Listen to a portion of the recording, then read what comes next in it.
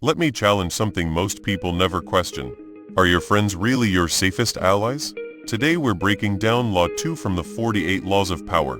Never put too much trust in friends, learn how to use enemies. Now before you think this means becoming cold or heartless, pause. This law isn't about abandoning friendship, it's about understanding human nature. And if you misunderstand human nature, you misunderstand power. Why friends can betray you. Friends feel safe. They feel loyal. They feel permanent. But comfort can be dangerous. When someone has known you for years, they may compare their progress to yours, feel entitled to your success, expect favors, grow jealous without even realizing it. Envy grows faster among equals. Your friends are close enough to see your rise. And proximity creates comparison. Comparison creates insecurity. Insecurity creates betrayal. Not always intentionally, but slowly, silently. An enemy, on the other hand, is honest about conflict. You know where you stand. There is clarity. And clarity is powerful. Why a former enemy can be more loyal. Now here's the strategic twist. A former enemy who becomes your ally often has something to prove. They want to show loyalty, demonstrate growth, protect the alliance. Because trust between former rivals is earned, not assumed. It is built carefully. It is respected. And when someone has crossed the line from opposition to alliance, they understand the cost of losing that position again. In many cases, that creates stronger loyalty than a friend who assumes they will always have access to you. This is not about turning against friends. It's about understanding motivation. People fight harder for what they had to earn. Let's apply the law in business. Look at business. Some of the strongest partnerships were once rivalries. Competitors who understand each other's strengths often work better together than lifelong friends. Because respect exists, professional boundaries exist, and expectations are clear. Friends in business sometimes blur lines.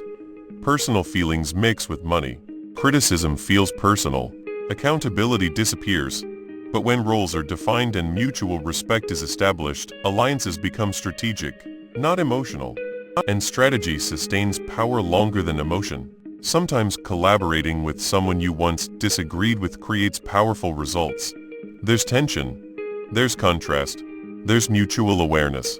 Meanwhile, friends in creative spaces may compete silently, compare views, feel overshadowed, not because they're evil, but because ambition exists. The lesson? Don't let comfort blind you. Evaluate loyalty based on behavior, not history. The controversial part. If you have no enemies, if you don't find a way to make them, this does not mean create chaos. It means this. If nobody disagrees with you, if nobody challenges you, if nobody resists you, you may not be doing anything significant. Growth creates friction. Power creates opposition. And opposition clarifies your position. Enemies define your strength. They sharpen you. They force evolution. Applying this intelligently. Here's how to use this law wisely. 1. Never mix friendship and power blindly. 2. Watch for envy disguised as support. 3. Value earned loyalty over assumed loyalty. 4. Respect former rivals who prove themselves. 5. Don't fear opposition, learn from it.